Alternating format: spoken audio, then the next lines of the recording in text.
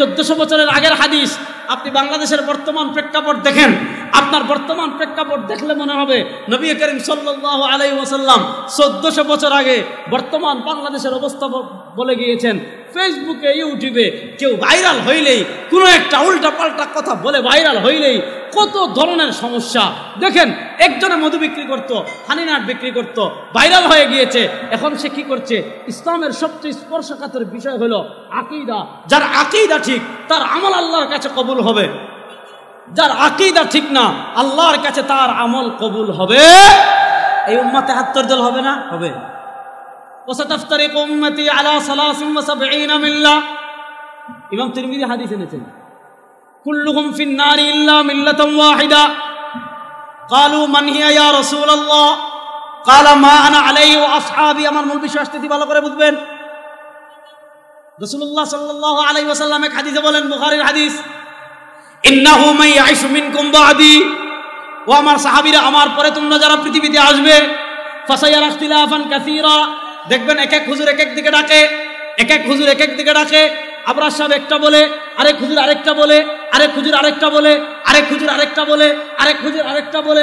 Public বলে, হুজুর আপনারাই তো একজন একটা বলেন, আপনি আসলে মাসলা একভাবে বলেন। আরেকজন আরেকটা বলে, আরেকজন আরেকটা বলে, আরেকজন আরেকটা বলে। যাবো কার কাছে? প্রশ্ন যৌক্তিক না অযৌক্তিক?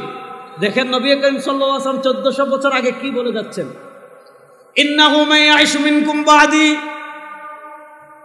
আমার পরে তোমরা যারা পৃথিবীতে আসবে, ফাসায়ারা ইখতিলাফান কাসীরা, অনেক বেশি ইখতিলাফ হবে।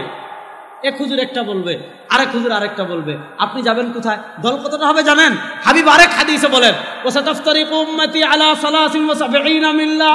এক দল থেকে দুই দল, দুই দল থেকে তিন দল, তিন দল থেকে চার দল, চার দল থেকে পাঁচ দল, পাঁচ দল থেকে 6 দল, 20 দলীয় জোট না, 40 দলীয় জোট না। উম্মাহ বিভক্ত হবে 73 দলে।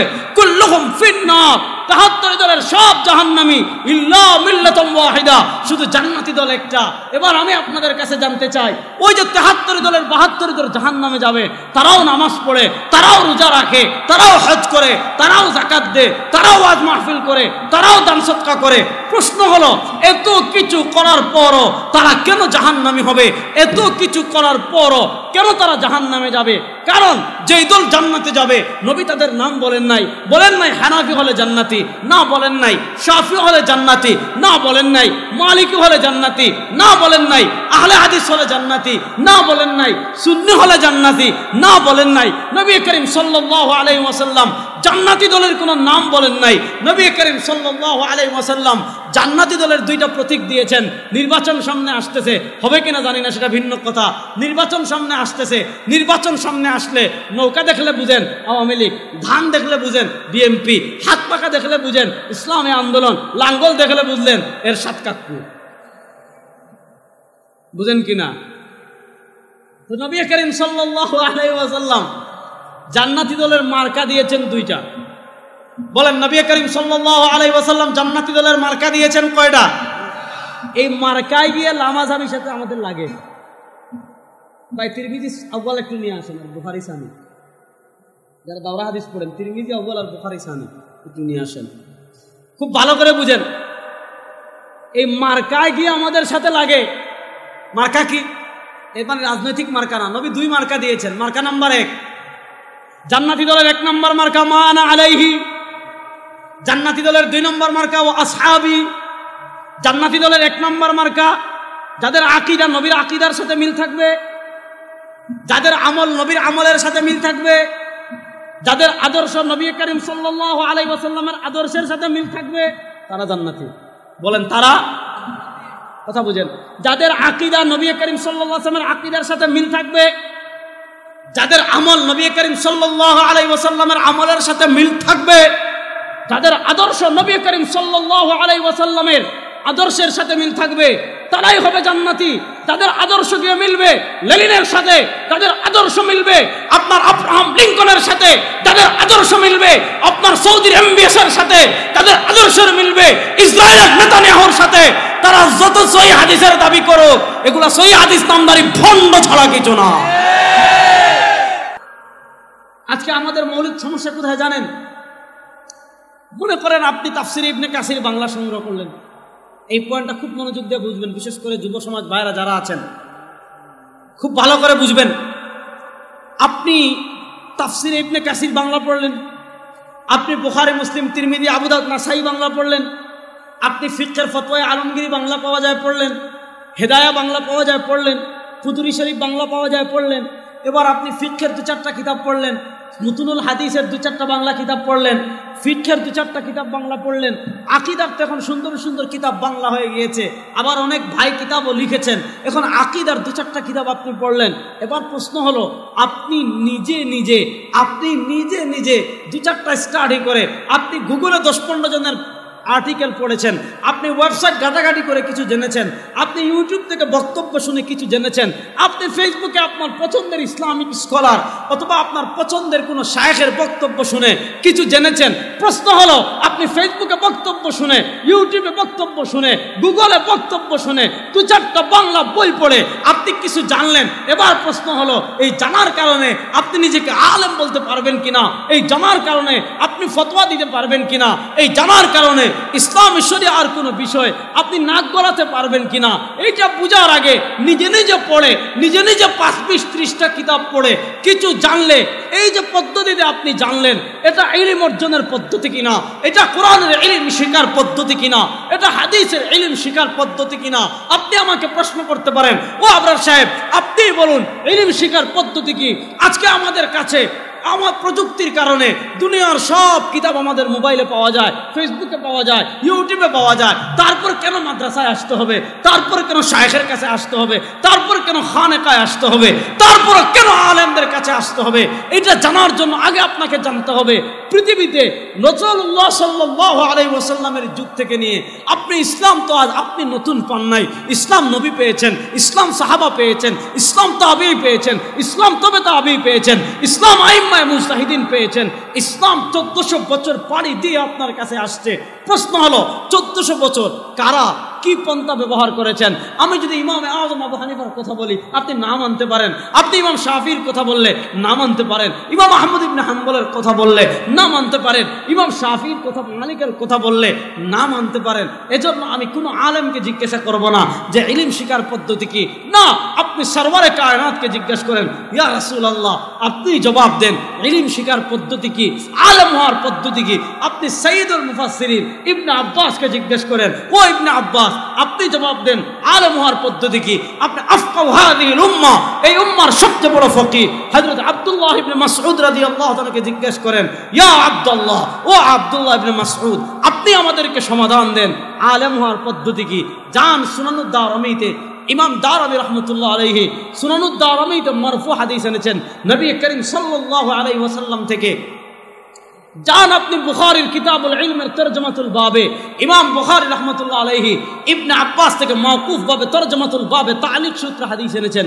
যান আপনি মুসান্নাফ ইবনে আবি শায়বা, ইমাম বুখারীর উস্তাদ, ইমাম মুসলিমের উস্তাদ, ইমাম তিরমিজির উস্তাদ, ইমাম নাসাইর উস্তাদ, ইমাম ইবনে মাজার উস্তাদ, কুতুবে সিত্তার সবার উস্তাদ ইমাম আবু বকর ইবনে আবি শায়বা রাহিমাহুল্লাহ ইন্তেকাল করেছেন 235 হিজরিতে। তিনি তার কিতাব মুসান্নাফ ইবনে আবি শায়বা হযরত ইবনে মাসউদ রাদিয়াল্লাহু তাআলা থেকে হাদিস এনেছেন। আমরা প্রথম রাসূল করিম সাল্লাল্লাহু আলাইহি ওয়াসাল্লামের হাদিস শুনব। নবী করিম সাল্লাল্লাহু আলাইহি ওয়াসাল্লাম বলেন, মা ইউরিদিল্লাহু বিহি খায়রান ইউফাক্কিহু ফিদ্দীন।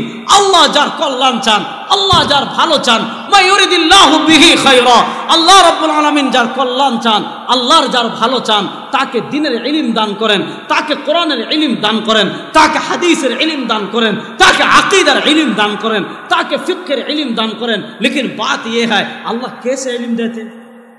আল্লাহ যাকে চান তাকে দেন। এখন আপনি খান জাহান আলীর মাজারে গেছেন, কথা বুঝেন, খান জাহান আলীর মাজারে গিয়ে বড় বড় মাছ আছে না? আসেনি? কথা কয় না রে। এখন আপনি মাছরে গিয়ে পানি খাওয়াইলেন, আপনি বড় আলেম হবেন না। পৃথিবীতে ইলম শেখার পথ মাত্র একটা। বলেন, পৃথিবীতে ইলম শেখার পথ মাত্র, কথা কয় না। পৃথিবীতে ইলম শেখার পথ মাত্র, জোরে বলেন, পৃথিবীতে ইলম শেখার পথ মাত্র। দেখেন হযরত ইবনে মাসউদ বলেন, লা ইউলিদুর রাজুলু আলিমা, পৃথিবীতে কোনো বাপের বেটা আলেম হয়ে জন্মগ্রহণ করে নাই। নবী হাদিসে বলেন, ইন্নামাল ইলমু বিত্তাআল্লুম, ইলম শিখতে হলে পথ মাত্র একটাই, তাআল্লুম। তাআল্লুম মানে কি? আপনি আলিমের সান্নিধ্যে যেতে হবে, আপনি আলিমের সোহবতে যেতে হবে, আপনি মাদ্রাসায় যেতে হবে। আলিমের সোহবতে গিয়ে, আলিমের সান্নিধ্যে গিয়ে, মাদ্রাসায় গিয়ে যারা আলিমের সামনে, উস্তাদের সামনে হাঁটু গেড়ে কিতাব পড়ে ইলম শিখবে তারাই আলেম। যারা মাদ্রাসায় যাবে না, আলিমের সোহবতে যাবে না, আলিমের সান্নিধ্যে যাবে না, নিজে নিজে 2-4 পাতা বাংলা বই পড়ে অথবা ইউটিউব ফেসবুকে 2-4টা লেকচার শুনে ফতোয়া বাজি করা শুরু করবে, তারা ফিতনাবাজ ছাড়া কিছু না। তারা ফিতনাবাজ ছাড়া কিছু। দেখেন বুখারী শরীফের বিখ্যাত ব্যাখ্যাকার হাফিজুদ দুনিয়া তাকে বলা হয়। হাফিজুদ দুনিয়া, হাফিজুদ দুনিয়া ইমাম ইবনে হাজার আসকালানী রাহমাতুল্লাহ আলাইহি 852 হিজরিতে ইন্তেকাল করেছেন। তার লিখিত পৃথিবী বিখ্যাত বুখারী শরীফের ব্যাখ্যা গ্রন্থ ফাতহুল বারীতেও পাবেন। আমাদের হানাফি মাযহাবের অন্যতম স্তম্ভ ইমাম বদরুদ্দিন আইনি রাহিমাহুল্লাহ 857 হিজরিতে ইন্তেকাল করেছেন। তার লিখিত হাদিসের অন্যতম ব্যাখ্যা গ্রন্থ উমদাতুল কারি, আপনি ফাতহুল বারীতেও এই হাদিসের ব্যাখ্যায় ইবনে হাজারের বক্তব্য পাবেন। উমদাতুল কারিতে ইমাম বদরুদ্দিন আইনি রাহিমাহুল্লাহ এই হাদিসের ব্যাখ্যায় একই বক্তব্য দিয়েছেন। কি বক্তব্য দিয়েছেন? ইমাম ইবনে হাজার আসকালানী রাহিমাহুল্লাহ বলেন, লাইসাল ইলমুল মু'তামাদ ইল্লা আল মা'খুদ আনিন নবী আও আন ওয়ারাসাতিহি বিতরিকিত তালিম। ইমাম ইবনে হাজার আসকালানী বলেন, লাইসাল ইলমুল মু'তামাদ, আপনি ইউটিউব থেকে জ্ঞান শিখলে এটা গ্রহণযোগ্য না, ফেসবুক থেকে জ্ঞান শিখলে এটা গ্রহণযোগ্য না, টুইটার থেকে শিখলে এটা গ্রহণযোগ্য না, বাংলা 2-4টা চটি বই পড়ে শিখলে এটা গ্রহণযোগ্য না। তাহলে কোন ইলম গ্রহণযোগ্য? লাইসাল ইলমুল মু'তামাদ, কোন ইলম গ্রহণযোগ্য না। কোন ইলম গ্রহণযোগ্য? ইল্লাল মা'খুদ আনিন নবী, যে ইলম আপনি শিখেছেন নবীর থেকে। প্রশ্ন হলো, নবী করিম সাল্লাল্লাহু আলাইহি ওয়াসাল্লাম থেকে বর্তমান দুনিয়া কারো ইলম শেখা সম্ভব? বড় আস্তে বললেন, লাইসাল ইলমুল মু'তামাদ ইল্লাল মা'খুদ আনিন নবী। ইমাম ইবনে হাজার বলেন ওই ইলম গ্রহণযোগ্য না। তবে কোন ইলম গ্রহণযোগ্য? ইল্লাল মা'খুদ আনিন নবী, যে ইলম আপনি গ্রহণ করবেন নবীর থেকে। এবার নবীর থেকে তো ইলম শেখা সম্ভব না, তাহলে শিখবেন কার থেকে?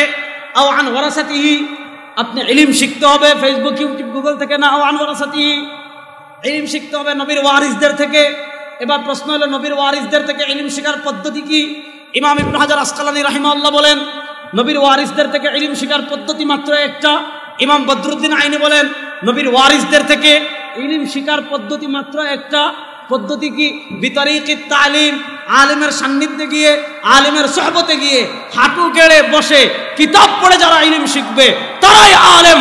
আর যারা মাদ্রাসায় না গিয়ে, আলেমের সোহবতে না গিয়ে, উস্তাদের সামনে হাঁটু গেড়ে বসে না পড়ে ইলম শিখবে, তারা ফাত্তান ছাড়া কিছু না, তারা কিয়ামতের আলামত ছাড়া কিছুই।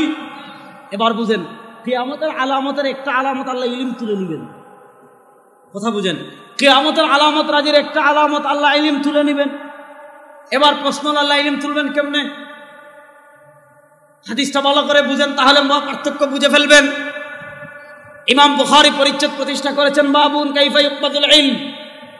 এত এত কিতাব, এত এত হাদিস, এত এত মাদ্রাসা, এত কিছু থাকার পরও আল্লাহ দুনিয়া থেকে ইলম উঠাবেন কিভাবে?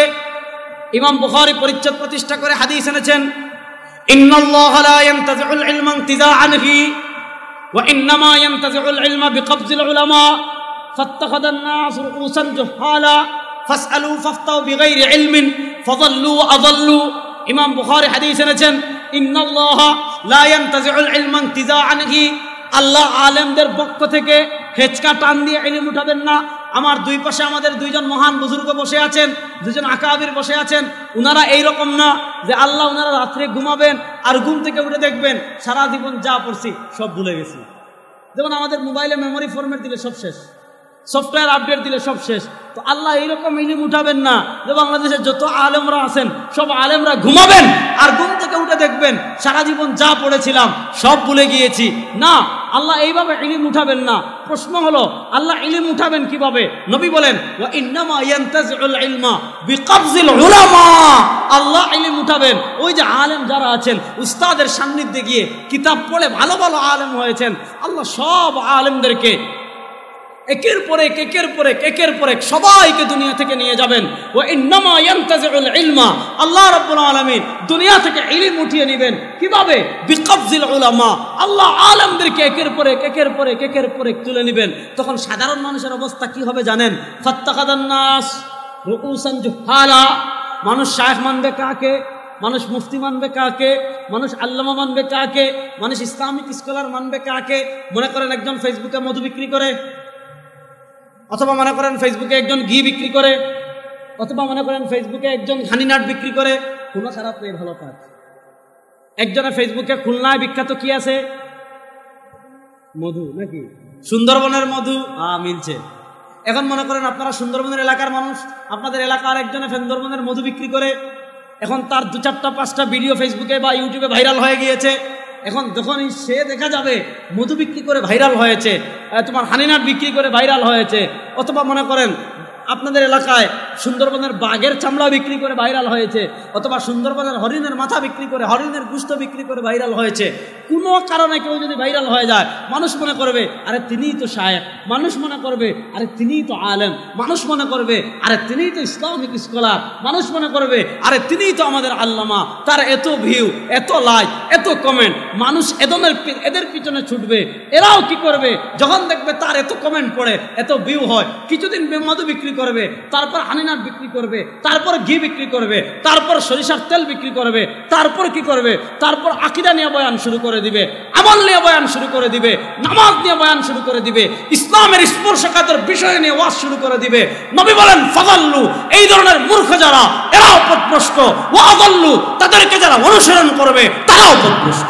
এরাও পথভ্রষ্ট, তাদেরকে যারা অনুসরণ করবে এরাও। এখন আপনি আমাদের বাংলাদেশের তারুণ্য দেখেন। নবী করিম সাল্লাল্লাহু আলাইহি ওয়াসাল্লাম 1400 বছর আগে বলেছেন যে সমাজের অবস্থা হবে, মানুষ মূর্খদেরকে আলেম মনে করবে, মানুষ মূর্খদেরকে ইসলামিক স্কলার মনে করবে, মানুষ মূর্খদেরকে শায়েখ মনে করবে। 1400 বছরের আগের হাদিস। আপনি বাংলাদেশের বর্তমান প্রেক্ষাপট দেখেন, আপনার বর্তমান প্রেক্ষাপট দেখলে মনে হবে নবী করিম সাল্লাল্লাহু আলাইহি ওয়াসাল্লাম 1400 বছর আগে বর্তমান বাংলাদেশের অবস্থা বলে গিয়েছেন।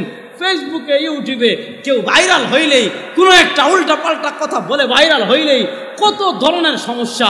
দেখেন, একজনে মধু বিক্রি করতো, হানিনাট বিক্রি করতো, ভাইরাল হয়ে গিয়েছে। এখন সে কি করছে? ইসলামের সবচেয়ে স্পর্শকাতর বিষয় হলো আকীদা। যার আকীদা ঠিক, তার আমল আল্লাহর কাছে কবুল হবে।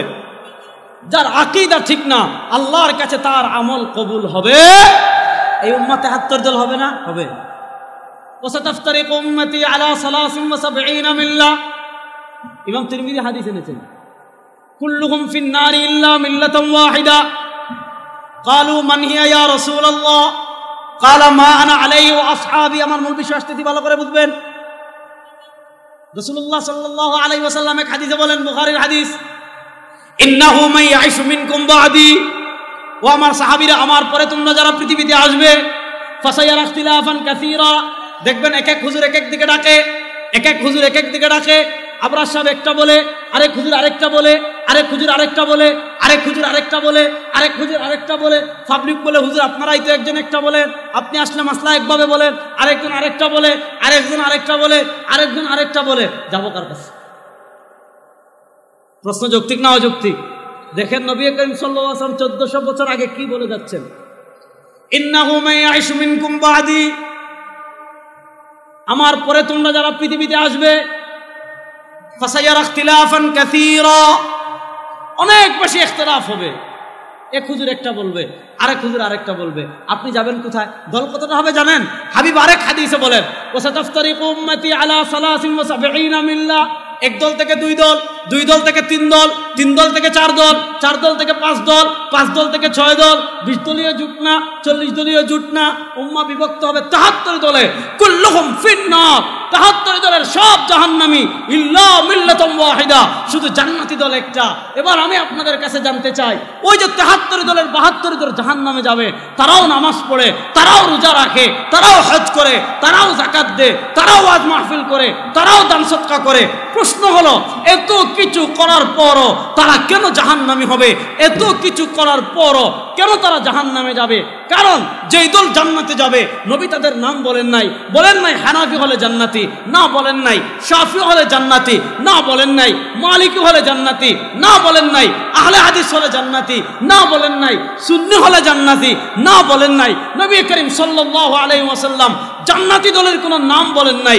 নবী করিম সাল্লাল্লাহু আলাইহি ওয়াসাল্লাম জান্নাতি দলের দুইটা প্রতীক দিয়েছেন। নির্বাচন সামনে আসতেছে, হবে কিনা জানি না, সেটা ভিন্ন কথা।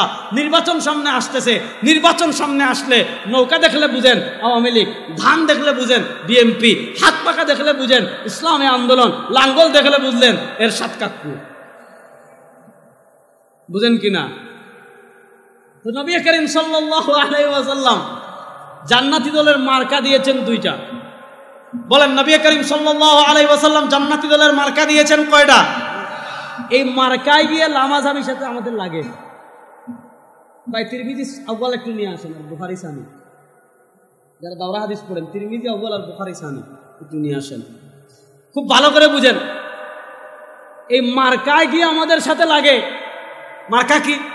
এর মানে রাজনৈতিক মার্কা না। নবী দুই মার্কা দিয়েছেন। মার্কা নাম্বার 1, জান্নাতি দলের 1 নম্বর মার্কা মা আনা আলাইহি, জান্নাতি দলের 2 নম্বর মার্কা ও আসহাবি।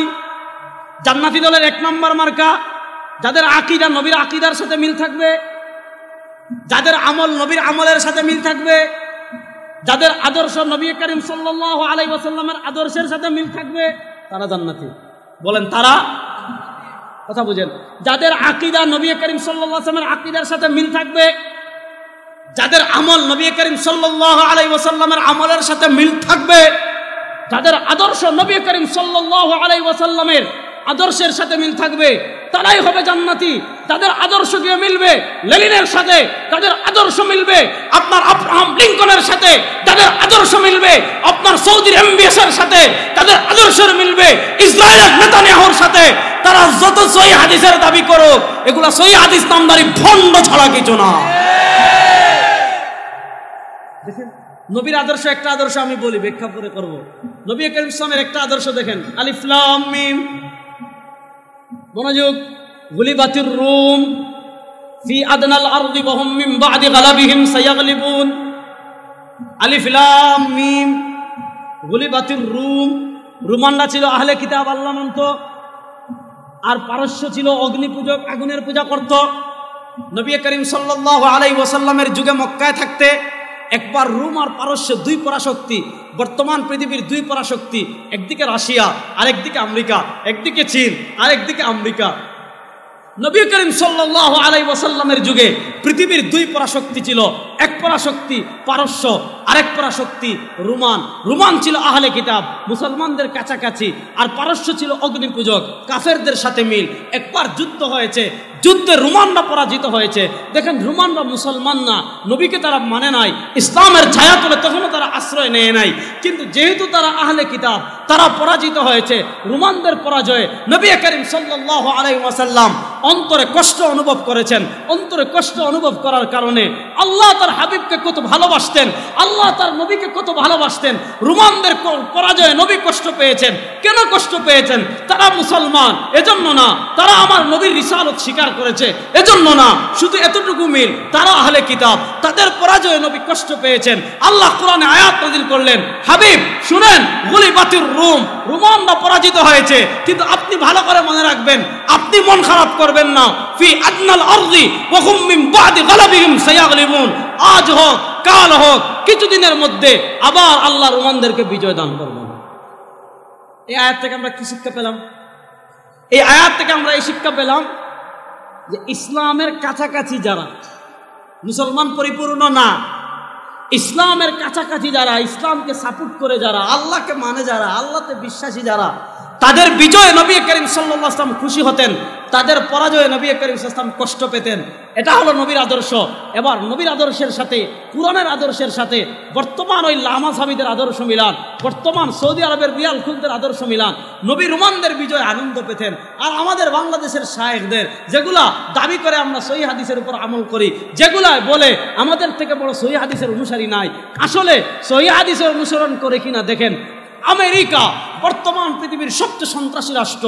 আমেরিকা বর্তমান পৃথিবীর সবচেয়ে বড় মানবতা বিরোধী অপরাধ যে রাষ্ট্র করেছে। আফগানিস্তানে শত শত না লক্ষ লক্ষ মুসলমান হত্যা করেছে। ইরাকে হাজার হাজার না লক্ষ লক্ষ মুসলমানকে হত্যা করেছে সেই আমেরিকা। 2001 থেকে নিয়ে 2021 আমেরিকা আফগানিস্তানে আগ্রাসন চালিয়েছে। আমেরিকার বিরুদ্ধে কোনো ফতোয়া দেয় না।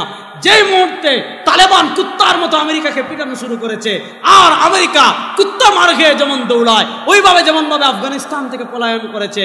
এবার আমেরিকার পরাজয়ে যারা কষ্ট পায় আর তালেবানের বিজয়ে যারা কষ্ট পায়, আমেরিকার পরাজয়ে যারা কষ্ট পায়, মুসলমানদের বিজয়ে যারা খুশি হতে পারে না, তালেবানের বিজয়ে যারা খুশি হতে পারে না, আফগানিস্তানের বিজয়ে পরাজয়ে আমেরিকার পরাজয়ে যারা খুশি হতে পারে না, উল্টা আফগানিস্তানে তালেবানের আকীদা নিয়ে কথা বলে। দেখি যে যখনই দেখছে তালেবান জিতে গেছে, এখন হেরা তোমার অটো মেশিন ফিট করছে যে দেখি কোনোভাবে তালেবানের আকীদা শিরিক করতে পারে কিনা। এবার বুঝেন, যারা তালেবানের বিজয়ে খুশি হতে পারে নাই, আফগানিস্তানের বিজয়ে পরাজিত হয়েছে, আরে এরা আহলে হাদিস ওয়াদুরের কথা, এরা লামাযহাবী ওয়াদুরের কথা, ওরা হইল ওই মদিনার আব্দুল্লাহ ইবনে উবাই ইবনে সালুল মুনাফিকের উত্তরসূরি। এরা প্রকৃত মুনাফিক ছাড়া কিছুই। সাম্প্রতিককালের ঘটনা দেখেন, এদের এক শায়েখ আছে, এটার মাথায় এমন প্রবলেম দেখা দিয়েছে। আমি কিছুদিন আগে বলেছি যে এরা যেই হারে পাগলামি শুরু করেছে, দেখতেছি বাংলাদেশে পাবনা ছাড়া পাগলাগারদ আরেকটা বানাতে হবে, শুধু এই লামাযহাবী শায়েখদেরকে রাখার জন্য। কি ভয়ঙ্কর কথা দেখেন। আপনি তাদের আলেমের, আমি রেফারেন্স দিই, তাদের আলেমের রেফারেন্স। আপনারা এই মাসের মাসিক আল কাউসার পড়বেন। এই মাসের মাসিক আল কাউসার হলো মসজিদুল আকসা সংখ্যা, তুফান আল গাজা। এই আল আকসা সংখ্যা পড়বেন, সেখানে বিন বাজ রাহিমাহুল্লাহর ফতোয়া কি হয়েছে প্রকাশিত হয়েছে। বিন বাজ রাহিমাহুল্লাহ বলেছেন, ফিলিস্তিনের মুজাহিদরা যা করছে এটাই ইসলামের প্রকৃত জিহাদ, এটাই জিহাদ। আর তাদের এক শায়েখ আছে আবু বকর জাকারিয়া নামক শয়তান, সে কি বলেছে, হামাস যা করতেছে এটা জিহাদ না, এটা ফাইজলামি। এক নম্বর। 2 নম্বর কি বলেছে শুনেন, সে এই যে মনে করেন আমি তো ওই দিন বলেছি যে হামাস রকেট মারতেছে গাজা থেকে, আর এই রকেট গিয়ে পড়ছে ইসরায়েলে, বিল্ডিং ভাঙছে ইসরায়েলের, সৈন্য মারা যাচ্ছে ইসরায়েলের। এই ইসরায়েল কি না করেছে গাজায়, এই ইসরায়েল কি না করেছে ফিলিস্তিনে, এই ইসরায়েল এমন কোনো অপরাধ নাই করে নাই। আমার ভাই আল্লামা আব্দুল্লাহ ইয়াহিয়া আমার আগে বিস্তারিত এই বিষয়ে কথা বলেছেন।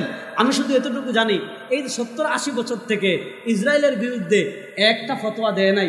ইসরায়েল মায়ের খাইতে খাইতে খাইতে খাইতে দেয়ালে পিঠ ঠেকে গেছে, এবার ধাক্কা দিছে, হয় বাঁচবো না হয় তোরে নিয়ে মরবো। এবার যখন ইহুদিরা মার খাওয়া শুরু করেছে, তাদের এতদিনের আত্মঅহমিকা ছিল যে আমাদের আয়রন ডুম আছে, আমাদের এইটা আছে, ওইটা আছে। আরে বেটা, তোদের আয়রন ডুম থাকতে পারে, সামরিক অস্ত্র থাকতে পারে, অ্যাটম বোম থাকতে পারে, ট্যাঙ্ক থাকতে পারে, ক্লাশিনকোভ থাকতে পারে, মুসলমানদের কিছু না থাকতে পারে, ফিলিস্তিনের গাজায় কিছু না থাকতে পারে, কিন্তু গাজার মুজাহিদদের সাথে একজন আছেন, তিনি কে? গাজার মুজাহিদদের সাথে একজন আছেন, তিনি কে? এজন্য দেখা যায় ছোট্ট একটা ক্লাশিনকোভ নিয়ে বাইর হয়, তাদের শত শত বিলিয়নের ট্যাঙ্ক মুহূর্তের ভিতর। ওমা রমাইতা ইদ রমাইতা ওয়ালাকিন্নাল্লাহ রামা। সেই বদরের কাহিনী আপনি গাজায় দেখেন। বদরের যুদ্ধে বুখারীতে রওয়ায়াত আসছে, সাহাবা বলেন আমি একটা খেজুরের ডাল নিয়ে দৌড়াইতেছি কাফেররে মারার জন্য, কিন্তু আমি খেজুরের ডালটা তোলার আগে দেখি মাথা কেটে পড়ে গেছে। রাসূলুল্লাহ সাল্লাল্লাহু আলাইহি ওয়াসাল্লামকে জিজ্ঞেস করলাম কাহিনী কি, বুঝলাম না। আরে বুঝো না, ওই ফিরিস্তারাই তো আসছেন, তুমি আঘাত করার আগে ফিরিস্তারা মাথা ফেলে দিয়েছেন। গাজায় দেখেন সেম কাহিনী, কারেন্টের পাইপ দিয়ে, এই যে আমরা যে গ্যাসের লাইনের যে পাইপ আছে না, আমরা যে মোটরে যে পাইপ, এই পাইপ দিয়ে বানাইছে, ওইটা লইয়া বাইর হয় এদের $100 বিলিয়ন ট্যাঙ্ক। বিসমিল্লাহ বলে ওমা রমাইতা ইদ রমাইতা ওয়ালাকিন্নাল্লাহ রামা, দেখা যাচ্ছে চোখের পলকে ট্যাঙ্ক ধ্বংস হয়ে যাচ্ছে। এবার বলেন, আফগানিস্তানে তালেবান বিজয়ী হয়েছে, গাজায় মুসলমান প্রতিরোধ শুরু করেছে, পৃথিবীর সব মুসলমান খুশি না বেজার? আমরা খুশি না বেজার? কারা কারা খুশি? আমরা খুশি না বেজার? আমরা খুশি না বেজার? কিন্তু বাংলাদেশের লামাযহাবীদের অবস্থা দেখুন। সময় এখন কারা মুনাফিক কারা ইমানদার সেটা চিহ্নিত করতে হবে। দেখেন তারা প্রথমে কি বলল, আবু বকর তাদের বিন বাজ রাহিমাহুল্লাহ বলেছেন এটা সর্বাত্মক জিহাদ, আর আবু বকর জাকারিয়া বলল এটা ফাইজলামি। তারপরে সে কি ফতোয়া দিচ্ছে, ইসরায়েলের দালাল দেখেন, এটা আবু বকর জাকারিয়ার 2টা সূরত, হয় পাগল না হয় ছাগল। পাগল মানে কি? তার মাথা নষ্ট হয়ে গেছে। এখন মাথা নষ্ট হওয়ার কারণে উল্টাপাল্টা কথা বলতেছে। কি উল্টাপাল্টা কথা বলতেছে? যে ইহুদিরা শিরিক করে না। ইহুদিরা কি করে না? তার বক্তব্য ইউটিউবে আছে যে এখন যদি এটা না বুঝে করে তাহলে তো তার পাবনায় পাঠানো ছাড়া বিকল্প নেই। ভালো বড় ইঞ্জেকশন যদি পুশ করে 3-4টা একসাথে, আশা করি মাথা ঠান্ডা হবে। আর যদি বুঝে শুনে করে তাহলে বুঝতে হবে ইসরায়েলের মূল পেটে এত বেশি ঢুকছে। নাহলে দেখেন, একদিকে কোরআন আর একদিকে আবু বকর জাকারিয়া। কোরআন বলে তারা শিরিক করতে করতে কোন পর্যায়ে গেছে জানেন? তাদের শিরিক কোন পর্যায়ে গেছে? আল্লাহ কোরআনে ইহুদিদের চরিত্র বলেন, ইত্তাখাযু আহবারাহুম ওয়া রুহবানাহুম আরবাবাম মিন দুনিল্লাহ। ইত্তাখাযু আহবারাহুম ওয়া রুহবানাহুম আরবাবাম মিন দুনিল্লাহ।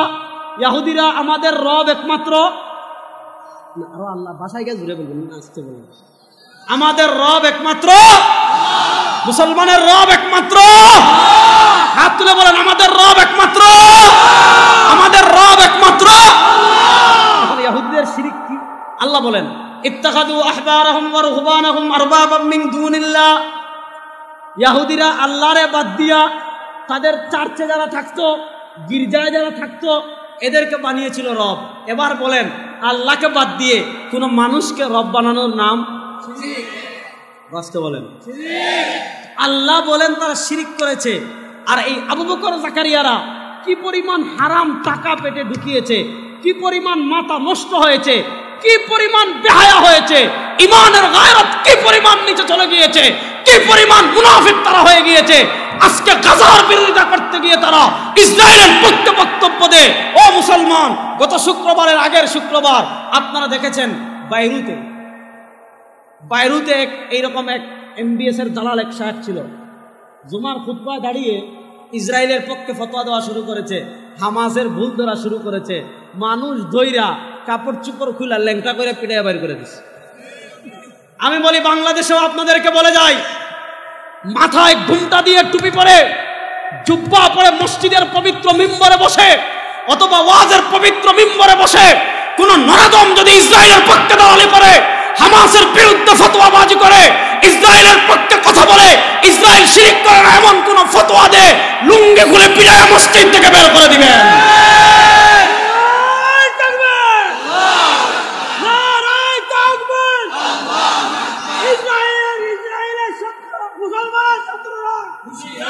মুসলমানের শত্রুরা মনে করে শুনেন, মুসলমানের শত্রুরা কিন্তু সবসময় হুঁশিয়ার সাবধান। হুঁশিয়ার সাবধান না তো আমরা, ঠিক কিনা? আমরা স্লোগান দেই, ইসলামের শত্রুরা হুঁশিয়ার সাবধান। আরে এরা হুঁশিয়ার হয়ে তোমার দেশ নিছে, তোমার দেশের ক্ষমতা তারা চালায়, তোমার দেশের আইন আদালত তারা করে, তোমার দেশের সংসদ পরিচালনা তাদের নীতিতে হয়, তোমার দেশের কোর্ট কাছারি তাদের ইয়েতে চলে, তোমার দেশের সিটি কর্পোরেশন তারা চালায়, তোমার দেশের শিক্ষা ব্যবস্থায় সব তাদের। তোমার করার না আছে সংসদে, না আছে আইনে, না আছে শিক্ষা ব্যবস্থায়, কোথাও নাই। তোমার সব নিয়ে গিয়েছে, তুমি স্লোগান দিচ্ছ ইসলামের শত্রুরা হুঁশিয়ার সাবধান। তারা কত বড় বেকল, তার ঘরের ডাকাতি সব আমি লইয়া যাইতেছি, সে বলে হুঁশিয়ার সাবধান। আরে তারা হুঁশিয়ার আছে, আমাদের হুঁশিয়ার হওয়ার প্রয়োজন আছে না নাই? হুঁশিয়ার তো আমরা না। যাক, তাহলে এই সমস্ত দালালদের আকীদা বুঝেন কোথায় গিয়ে ঠেকছে, এদের দালালি কোন পর্যন্ত গেছে। দেখেন, সৌদি আরবে হাজার হাজার ইসলাম বিরোধী কাজ হয়। আপনারা দেখেন কত ভয়ঙ্কর কথা, যে সৌদি আরবকে আল্লাহ সম্মানিত করেছেন ইসলামের কারণে। ইসলাম আসার আগে ডাকাতি করত। যে সৌদি আরবকে আল্লাহ ইসলামের কারণে সম্মানিত করেছেন, সেই ইসলামের কারণে তারা আজকে সন্তুষ্ট না। আপনারা দেখেন সৌদি আরবের অধঃপতন কোথায় গিয়েছে। আজকে সৌদি আরব 2036 সালের বিশ্বকাপের আয়োজক দেশ হতে চাচ্ছে। আপনারা দেখেন, একটা বিশ্বকাপ হলে কি পরিমাণ অশ্লীলতা হয়, একটা বিশ্বকাপ হলে কি পরিমাণ বেপরদাগি হয়, একটা বিশ্বকাপ হলে কি পরিমাণ সুদ গাঁজা এগুলা বিস্তৃত হয়। আপনি দেখেন, যে পবিত্র ভূমি নবী করিম সাল্লাল্লাহু আলাইহি ওয়াসাল্লামের পদে পায়ের মুবারকের ধুলার মুবারকের কারণে, নবী করিম সাল্লাল্লাহু আলাইহি ওয়াসাল্লামের শ্বাস মুবারকের বরকতের কারণে, নবী করিম সাল্লাল্লাহু আলাইহি ওয়াসাল্লাম এর পদধূলিতে ধন্য নবীর পায়ের পা মুবারকের বরকতের কারণে যে জমিনকে আল্লাহ এত উর্বর করেছেন, যে জমিনকে আল্লাহ সুবিস্তৃত করেছেন, নিয়ামতে ভরে দিয়েছেন, আমাদের ইব্রাহিম আলাইহিস সালামের দোয়ার কারণে সে জমিতে আজকে একের পর এক ইসলাম বিরোধী কাজ হচ্ছে। আজকে পৃথিবীর বড় বড় সেলিব্রিটিদেরকে তারা কিনে নিচ্ছে। বা যেই জমিনকে আল্লাহ নবীদের পায়ের বরকতের কারণে, আমার নবীর পায়ের ধুলার বরকতের কারণে যে সৌদি আরবকে আল্লাহ এত সম্পদ দিয়েছেন, সেই সম্পদ আজকে তারা কাদের পিছনে ব্যয় করছে? হাজার হাজার বিলিয়ন বিলিয়ন ডলার দিয়ে আজকে তারা ক্রিস্টিয়ানো রোনালদোকে কিনে নিয়ে যাচ্ছে, আজকে তারা নেইমারকে কিনে নিয়ে যাচ্ছে। কেন নিয়ে যাচ্ছে? যে তাদের সৌদি আরবকে পৃথিবীতে পরিচিত করানোর জন্য। এবার দেখেন সৌদি আরবে হাজার হাজার ইসলাম বিরোধী কাজ হয়, ওই গুমরাদারিরা কোনো ফতোয়া দেয় না। সৌদি আরবে একের পর এক ইসলাম বিরোধী আইন হয়, ওই গুমরাদারিরা কোনো ফতোয়া দেয় না। আবার হামাসের মুজাহিদ যারা শত্রুর সামনে দাঁড়িয়ে আল্লাহ রাস্তায় জিহাদ করেছে, পৃথিবীর তাবৎ কুফফার গোষ্ঠী আমেরিকা রাশিয়াকে পরাজিত করে যারা আফগানিস্তানে ইসলামের পতাকাকে সমুন্নত করেছে, সেই তালেবানের আকীদা নিয়ে যারা প্রশ্ন করবে, বুঝবে না ইহুদি খ্রিস্টানের কেনা গোলাম, দালাল, মুনাফিক, শয়তান। সুতরাং এদের ব্যাপারে আমরা সতর্ক থাকবো তো ইনশাআল্লাহ। এবার বুঝেন তাদের সাথে দেখেন কথা গেছে আরেক দিকে, এই আদর্শ থেকে কথা গিয়েছে। বলছিলাম নবী করিম সাল্লাল্লাহু আলাইহি ওয়াসাল্লাম জান্নাতি দলের প্রতীক দিয়েছেন কয়টা? একটা হলো যাদের আদর্শের মিল নবী করিম সাল্লাল্লাহু আলাইহি ওয়াসাল্লামের আদর্শের সাথে কি থাকে? তো তাদের আদর্শের মিল নবীর সাথে পাওয়া যায় না ইসরায়েলের? তাদের আদর্শ সাহাবার সাথে মিলে না এমবিএস এর সাথে? এমবিএস মানে মোহাম্মদ বিন সালমান, তাদের এখন বড় প্রভু।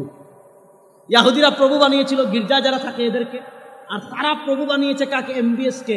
এজন্য দেখেন এমবিএস যত ইসলাম বিরোধী কাজ করে একটাও ফতোয়া দেয় না, ঠিক কিনা?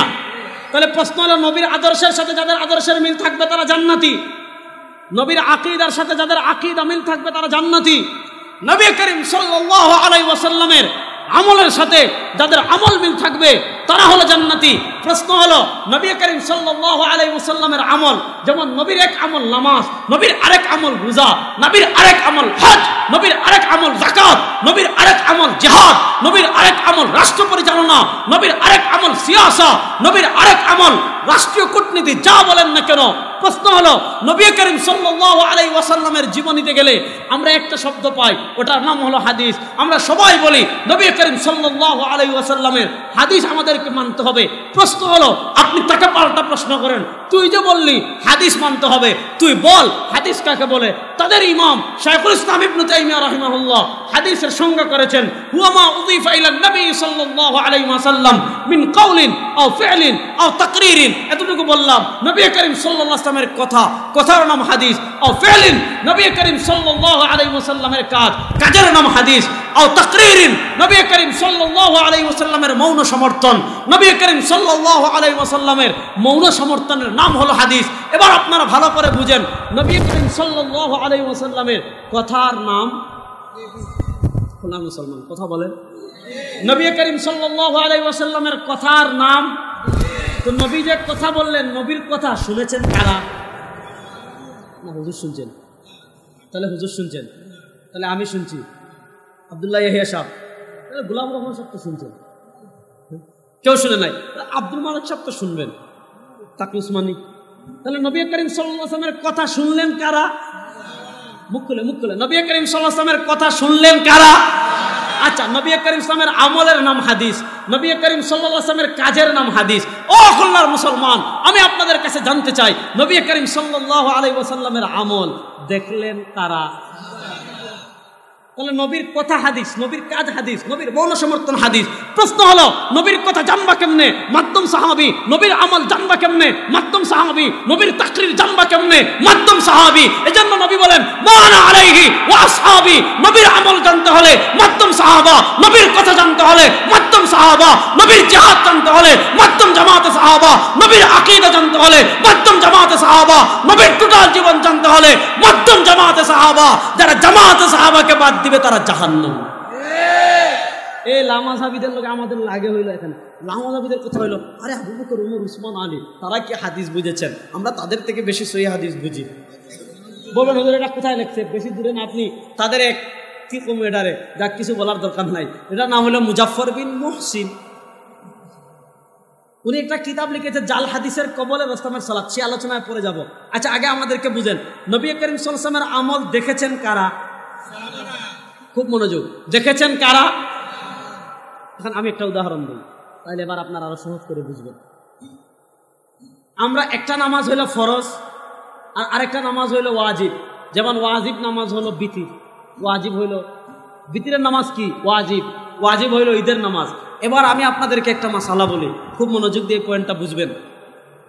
নবী করিম সাল্লাল্লাহু আলাইহি ওয়াসাল্লাম ফরজ নামাজ পড়তেন মসজিদে, সুন্নত বিতির পড়তেন ঘরে, এবং তিনি নিজে বলেছেন লা তাজআলু বুয়ুতাকুম কুবুরা, আমার উম্মত ঘরে কবর বানাইস না। যদি ঘরে নফল সুন্নত ওয়াজিব এগুলা পড়ার সুযোগ থাকে তাহলে ঘরে পড়িস। এবার প্রশ্ন হলো, নবী করিম সাল্লাল্লাহু আলাইহি ওয়াসাল্লাম বিতিরের নামাজ পড়তেন ঘরে। এবার বলেন, আম্মাজান আয়েশা রাদিয়াল্লাহু তাআলা আনহার ঘরে নবী করিম সাল্লাল্লাহু আলাইহি ওয়াসাল্লাম বিতিরের নামাজ পড়তেন কি পড়তেন না? আর আসতে বলেন, পড়তেন। কম পড়তেন না বেশি পড়তেন? কারণ নবী করিম সাল্লাল্লাহু আলাইহি ওয়াসাল্লাম আম্মাজান খাদিজাতুল কুবরা রাদিয়াল্লাহু তাআলা আনহার পরে সবচেয়ে বেশি ভালোবাসতেন কাকে? আম্মাজান আয়েশা রাদিয়াল্লাহু তাআলা আনহাকে। এবং নবী করিম ইসলামের ওহী ও স্বপ্ন, যাক আম্মাজান আয়েশার বিয়ে নিয়ে আলোচনা করে চলে যাবে আরেক দিকে। তো আম্মাজান আয়েশার ঘরে নবী করিম ইসলাম বেশিরভাগ সময় বিতির পড়তেন। তো যেহেতু আম্মাজান আয়েশা রাদিয়াল্লাহু তাআলার ঘরে নবী করিম সাল্লাল্লাহু আলাইহি ওয়াসাল্লাম বিতিরের নামাজ পড়তেন, আমি জানতে চাই নবী বিতির 1 রাকাত পড়লেন না 3 রাকাত পড়লেন? এই মাসআলায় আমি যাব না।